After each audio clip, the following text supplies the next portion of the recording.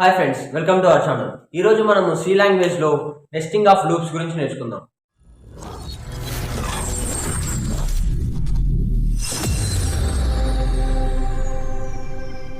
So nesting of loops అంటే ఏం లేదు, మనము ఫస్ట్లో నెస్టెడ్ ఇఫ్ స్టేట్మెంట్స్ గురించి నేర్చుకున్నాం కదా.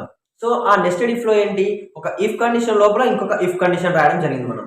సో సేమ్ క్రైటీరియా ఇక్కడ కూడా మనము ఒక లూప్లో ఇంకొక లూప్ అనేది రాస్తాం అనమాట. ఓకే, లెట్ ఎగ్జాంపుల్, మన దగ్గర ఒక బుక్ ఉంది. సో ఆ బుక్లో ఎన్ని లైన్స్ ఉన్నాయనేసి, లేకపోతే ఒక పేజ్ తీసుకోండి, ఒక పేజ్లో ఎన్ని లైన్స్ అనేవి రాసినారు అనేది దానికి ఒకటి లూప్. అంటే లూప్ అంటే ఏం చేస్తుంది, ఎన్ని లైన్స్ కౌంట్ చేసినాం. సో మనం ఇక్కడ ఏం చేసినాం, ఒక్కొక్క లైన్ కౌంట్ చేసినాం ఎన్ని ఉన్నాయనేసి. సో ఆ ప్రతిసారి ఏం చేసినాం, ఒక లైన్ని కౌంట్ చేస్తున్నాం. సో అలా ఒక్క లైన్ని ఇంకా కౌంట్ చేయకుండా మనం ఒక లూప్లో పెట్టాం అనుకోండి, సో అదే ఆ లైన్స్ అన్నింటిని కౌంట్ చేస్తూ ఉంటుంది. So that is the loop యొక్క స్పెషాలిటీ అనమాట. సో ఇక్కడ ఏం చేస్తున్నాం, మనం ఎన్ని లైన్స్ ఉన్నాయో లెక్క పెడుతున్నాం. అండ్ ఇంకోటి ఏంటంటే ఆ లైన్స్లో, అంటే ఒక్కొక్క లైన్లో ఎన్ని వర్డ్స్ ఉన్నాయనేసి లెక్క పెడుతున్నాం అనమాట. సో దీనికోసం అనేసి మనం ఇంకొక లూప్ వాడతాం. అంటే లైన్స్ అన్నిటిని లెక్క పెట్టడానికి ఒకటి, ఆ లైన్స్లో ఎన్ని ఉన్నాయనేసి లెక్క పెట్టడానికి ఇంకొకటి అనమాట. So this is the nesting of loops అనమాట. సో ఒక లూప్ అనేది సక్సెస్ఫుల్గా లోపలికి వెళ్ళిపోయినప్పుడు, ఇంకొక లూప్ అనేది సక్సెస్ఫుల్గా మళ్ళీ లోపలికి వెళ్ళిపోయినప్పుడు, ఆ టూ లూప్స్ అనేవి సైమల్టేనియస్గా వర్క్ అవుతున్నప్పుడు, ఒక లూప్లో ఇంకొక లూప్ అనేది యూజ్ చేసినప్పుడు, so that is called nesting of loops అనమాట. సో ఈ నెస్టింగ్ ఆఫ్ లూప్స్ గురించి ఒక ఎగ్జాంపుల్ చూద్దాం.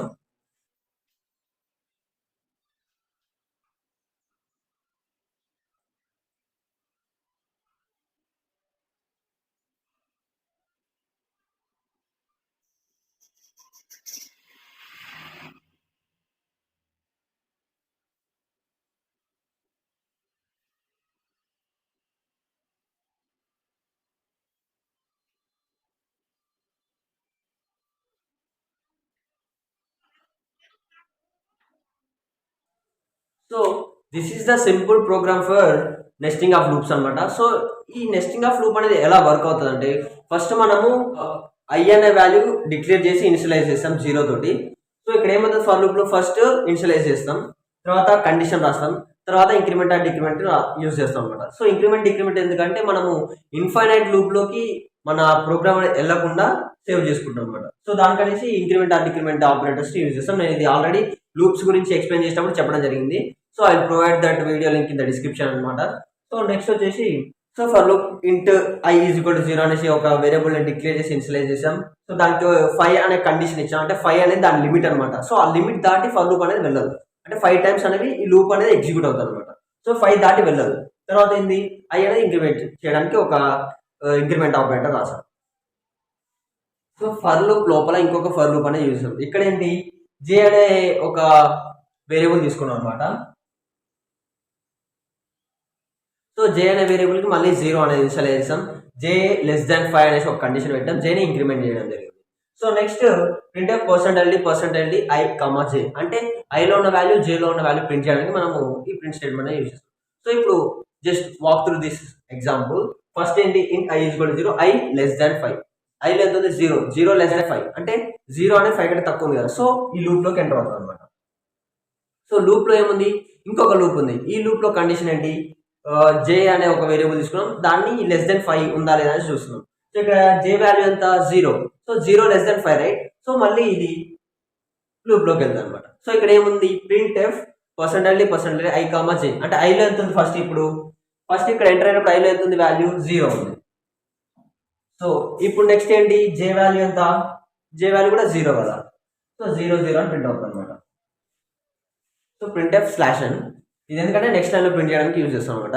సో ఇక్కడ ఏంటి, ఇక్కడ దాకా వచ్చింది, ఎగ్జిక్యూట్ అయిపోయింది. సో నెక్స్ట్ కండిషన్ ఎక్కడికి పోతుంది, ఇక్కడే పోతుంది. ఫర్ లూప్ అంతే కదా, ఫస్ట్ ఈ కండిషన్ చెక్ చేసి ఈ స్టేట్మెంట్స్ ఎగ్జిక్యూట్ అయినాక ఇంక్రిమెంట్ ఆపరేటర్ దగ్గరికి, ఆ డిక్రిమెంట్ ఆపరేటర్ దగ్గరికి వెళ్తుంది. సో ఇక్కడ ఏమైతే చేయాలి, ఇంక్రిమెంట్ అవుతుంది. ఎంత ఇంక్రిమెంట్ అవుతుంది, 1 ఇంక్రిమెంట్ అవుతుంది.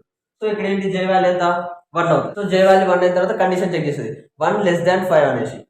సో 5 కంటే 1 తక్కువనే కదా. సో ఇందులోకి ఎంటర్ అవుతుంది. ఇందులో ఏంటి, పర్సెంటైల్ ఐ కామా జే, ఐలో ఎంత ఉంది వాల్యూ, ఫస్ట్ 0 తోటి ఎంటర్ అయింది కదా. సో ఐలో 0 ఉంటుంది. జే ఎంత అయింది ఇప్పుడు, 1 అయింది. సో 0 0 1 అనేది ప్రింట్ అవుతుంది అనమాట. సో నెక్స్ట్ ఇటరేషన్లో మళ్ళీ జే అనేది ఇంక్రీజ్ అవుతుంది. జే అనేది వాల్యూ 2 అవుతుంది.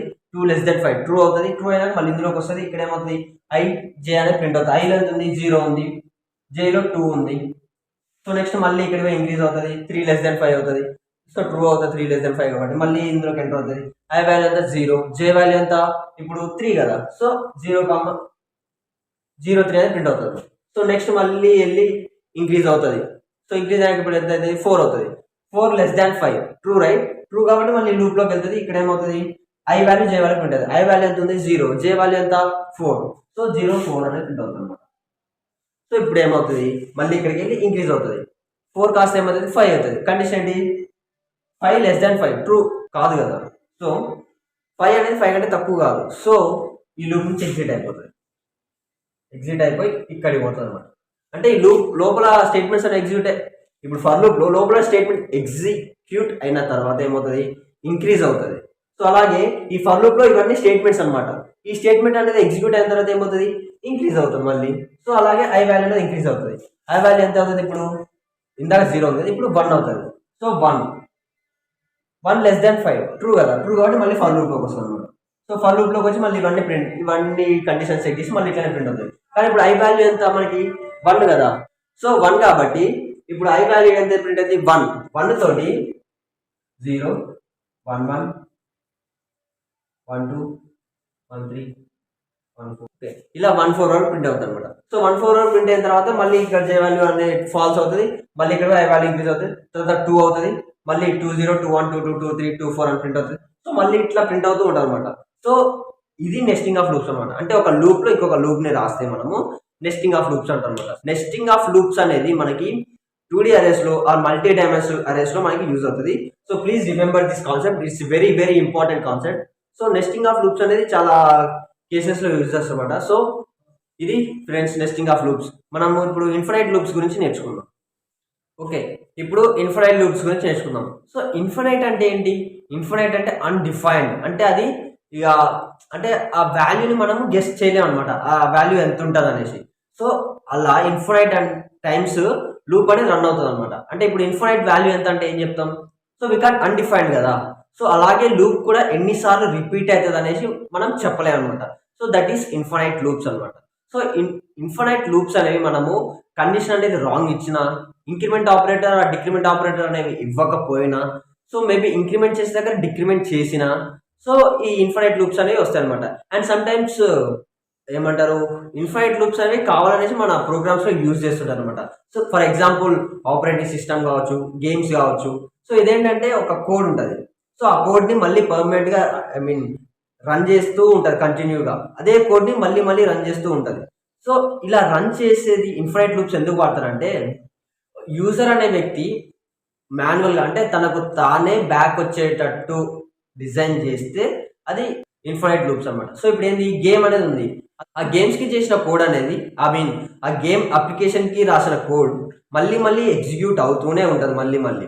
సో అది ఎప్పుడు టర్మినేట్ అవుతుంది అంటే యూజర్ మాన్యువల్ గా ఆ గేమింగ్ యాప్ ని క్లోజ్ చేసినప్పుడు.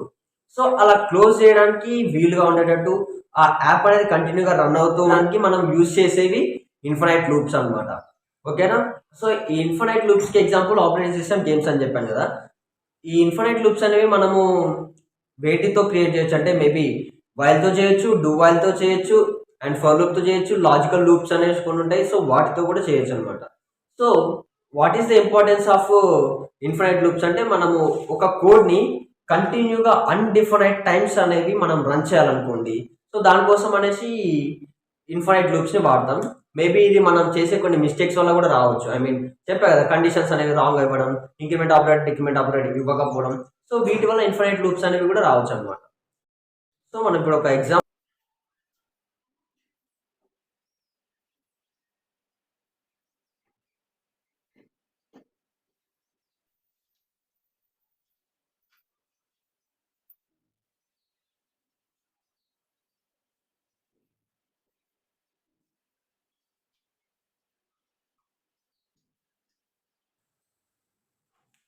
సో ఇది ఇన్ఫినైట్ లూప్ ఒక ఎగ్జాంపుల్ అనమాట. సో దీన్ని ఫర్ లూప్ తో డిజైన్ చేయడం జరిగింది. సో ఇక్కడ ఏం చేస్తామంటే మనం ఫస్ట్ ఇనిషియలైజ్ చేస్తాం, కండిషన్ రాస్తాం, ఇంక్రిమెంట్ ఆర్ డిక్రిమెంట్ అనేది రాస్తాం. సో అవి నేనేం ఇవ్వలేదన్నమాట, జస్ట్ సెమికాలన్స్ తో డివైడ్ చేశాను. సో ఇలా కూడా మనం రాయొచ్చు అనమాట. అంటే అవి వాల్యూస్ ఏమి ఇవ్వకుండా సెమికాలన్స్ తో డివైడ్ చేయాలి. ఒకవేళ సెమికాలన్ అనేది మిస్ అవుతే మనకి ఎర్రర్ వస్తుంది, కానీ ఆ వాల్యూస్ అనేది మిస్ అవుతే మనకి ఎర్రర్ రాదనమాట. సో ఆ కండిషన్ ఇంక్రిమెంట్ ఆపరేటర్ డిక్రిమెంట్ అనేది మనం ఎక్కడైనా ఇచ్చుకోవచ్చు, ఐ వాల్యూ కూడా ఎక్కడైనా ఇనిషియలైజ్ చేయొచ్చు. సో ఇక్కడ ఏంటి, ఫస్ట్ ఫర్ లూప్ లోకి ఎంటర్ అవుతుంది. ఎంటర్ అయిన తర్వాత print F PPC, first PPC అని ప్రింట్ అవుతుంది.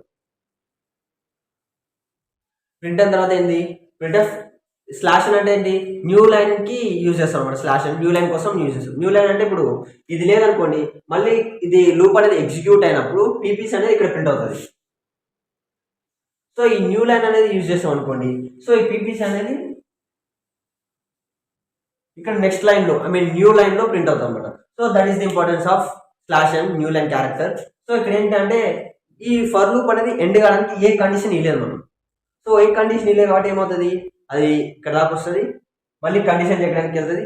కానీ అక్కడ ఏ కండిషన్ లేదు కాబట్టి మళ్ళీ లూప్ లోకి వస్తుంది అనమాట. సో లూప్ లోకి వచ్చి మళ్ళీ పీపీసీ ప్రింట్ అవుతుంది. సో మళ్ళీ ఇలా వస్తుంది. సో ఇలా మళ్ళీ మళ్ళీ మళ్ళీ మళ్ళీ అది ఏమంటారు, మన కంప్యూటర్ హ్యాంగ్ అయ్యేంత వరకు ఆర్ మన దాంట్లో స్టోరేజ్ అనేది అయిపోయేంత వరకు ప్రింట్ అవుతూనే ఉంటుంది అనమాట. So this is the infinite loop అనమాట. సో ఇవి కొన్నిసార్లు యూజర్ డిఫైన్, అంటే యూజర్ కి అవసరం నుండి డిజైన్ చేయడం జరుగుతుంది, కొన్నిసార్లు మన పొరపాట్ల వల్ల జరుగుతుంది. సో ఎలాంటి మిస్టేక్స్ వల్ల మనకి ఇన్ఫైనైట్ లూప్స్ వస్తాయి అనేది మనం ఒకసారి చూసుకుందాం మనం. సో ఇన్ఫైనైట్ లూప్స్ అనేవి రావడానికి ఇవి కొన్ని కండిషన్స్ అనమాట, అంటే ఇవి కొన్ని రీజన్స్. అంటే మనం రాసే కోడ్ లో యాక్యురసీ లేకపోతే ఇన్ఫైనైట్ లూప్స్ అనేవి వస్తుంటాయి. సో ఇక్కడ ఫస్ట్ కండిషన్ ఏంటి అంటే,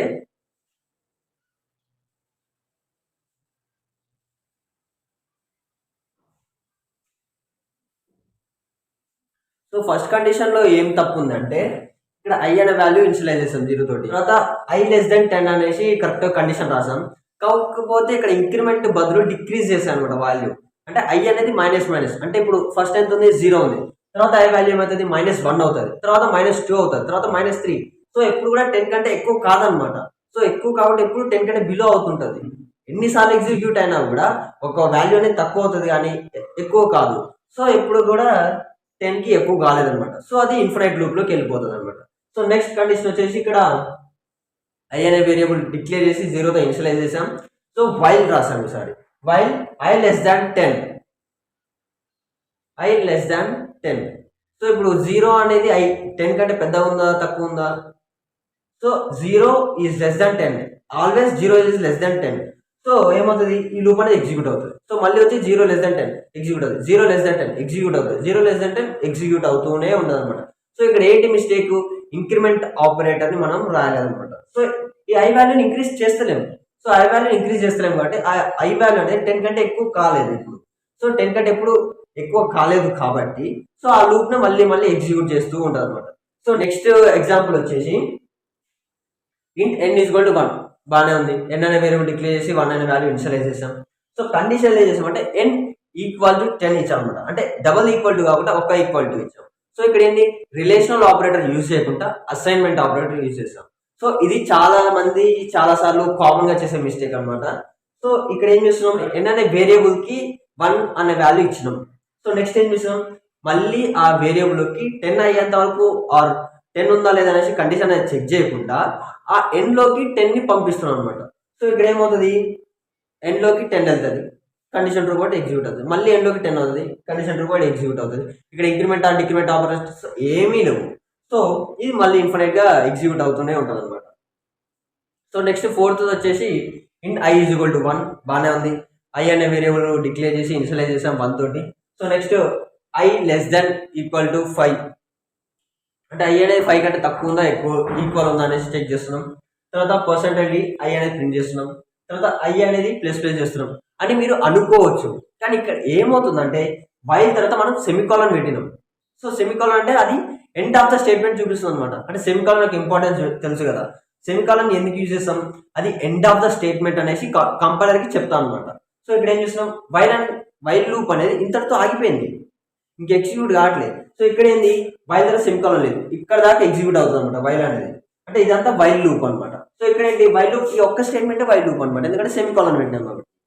సో ప్రింట్ ఎఫ్ అనేది i అనే వాల్యూ ఎంత, i వాల్యూ 1, సో 1 ప్రింట్ అవుతుంది, తర్వాత i అనేది 2 అవుతుంది. కాకపోతే ఈ లూప్ అనేది కంటిన్యూగా అవుట్పుట్ ఏం రాదు, కాకపోతే ఆ లూప్ అనేది లోపల ఐ మీన్ ఇంటర్నల్ గా మన ప్రాసెసర్ మీద ప్రెజర్ పెడుతూ కంటిన్యూగా రన్ అవుతూ ఉంటుంది. అది కూడా మన సిస్టమ్ హ్యాంగ్ అవ్వడానికి ఛాన్స్ ఉంది, ఎందుకంటే ఆ లూప్ అనేది ఎగ్జిట్ అవ్వట్లేదు. కంటిన్యూగా రన్ అవుతూనే ఉంది అది ఎప్పటి వరకు రన్ అవుతుంటే ఆ ప్రోగ్రామ్ అనేది మనం మాన్యువల్గా క్లోజ్ చేసినంత వరకు రన్ అవుతుంది. సో అందుకే ఆపరేటింగ్ సిస్టమ్ కానీ గేమ్స్ కాబట్టి ఇన్ఫైనైట్ లూప్స్ తోటి డిజైన్ చేయడం జరిగింది. మనమే మాన్యువల్గా వాటిని క్లోజ్ చేస్తే తప్ప అవి ఆగిపోవు అనమాట. So this is called infinite looping statements. So ఇవి కొన్ని మనం జనరల్గా చేసే ఎర్రర్స్. సో ఇది ఫ్రెండ్స్ లూపింగ్ గురించి. సో లాస్ట్ వీడియోస్లో నేను while, do while, for loop గురించి చెప్పడం జరిగింది. సో ఈ వీడియోలో నేను ఇన్ఫైనైట్ లూప్స్ గురించి క్లియర్గా ఎక్స్ప్లెయిన్ చేయడం జరిగింది. So I hope you learned something from this video. Thank you friends. Thanks for watching.